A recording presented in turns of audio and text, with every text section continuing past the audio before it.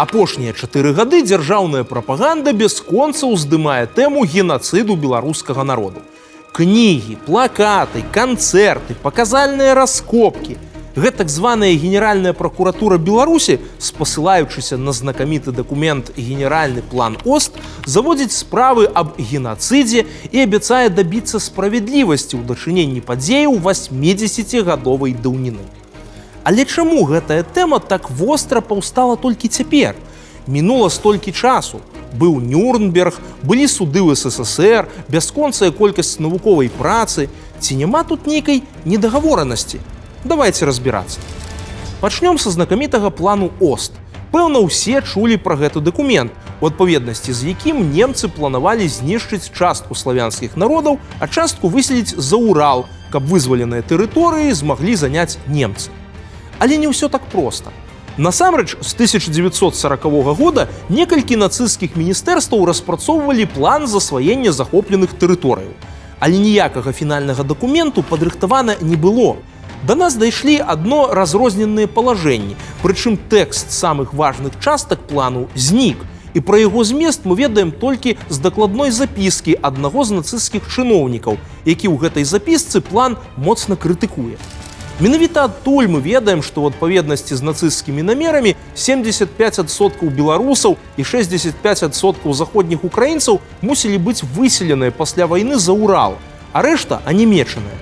Некалькі савецкіх гісторыкаў сцвярджалі, што высяленне – умоўны тэрмін, які абазначаў фізічнае знішчэнне людзей.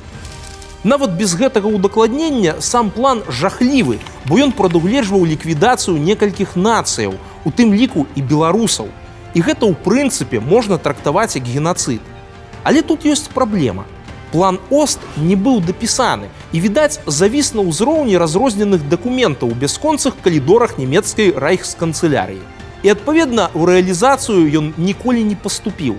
Але ў савецкай і цяпер рэжымнай прапагандзе, каб апраўдаць тэрмін «генацыд», масавыя злачынствы нацыстаў звязвалі менавіта з гэтым планам, бо генацыду без плану быць не можа.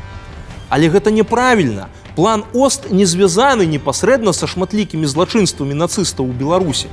Беларускія вёскі гарэлі не таму, што немцы вызвалялі сабе жыццёвую прастору. Людзей тысячамі расстрэльвалі ў гарадах не таму, што з берлінскага вакзалу ўжо адпраўляліся цягнікі з арыйцамі на засяленне. Не было ніякага плану ліквідацыі беларусаў да нейкага года. У дачыненні габрэяў і цыганаў такія планы былі, і яны рэалізоўваліся. У дачыненні беларусаў і украінцаў не было. Сам тэрмін «генацыд» паўстаў пасля вайны, каб юрыдычна кадыфікаваць жахлівыя дзеянні менавіта ў дачыненні да габрэяў і цыганаў. Прыдумаў яго, дарэчы, юрыст родам з Беларусі, Рафаэль Лемкін з-пад Зэльвы. Але ж нацысты забілі ў вайну сотні тысяч беларусаў, палілі людзей жыўцом у хлявах, душылі ў газавых камерах. Ці ёсць розніца, як гэта называецца? Глобальна вядома, не. Злачынствы нацыстаў на тэрыторыі Беларусі былі жахлівыя.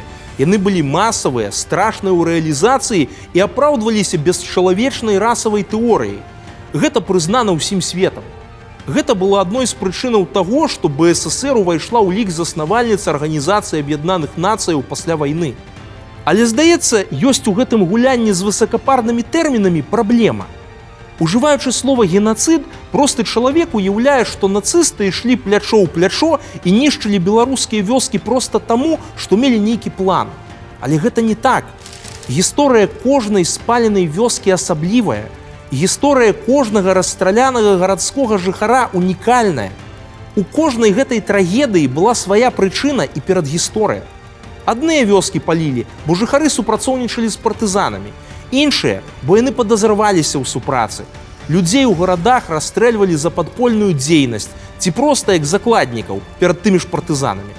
Шмат якія трагедыі ваеннага часу не наступства плану, а вынік прыватнай чалавечай здрады, крыўды, падману, запужвання. Хаваючы ўсё гэта за словам «генацыд», мы моцна спрашчаем, баналізуем тую вайну і такім чынам хаваем рэальную прыроду злачынстваў. А гэта якраз тое, на што мы не маем права.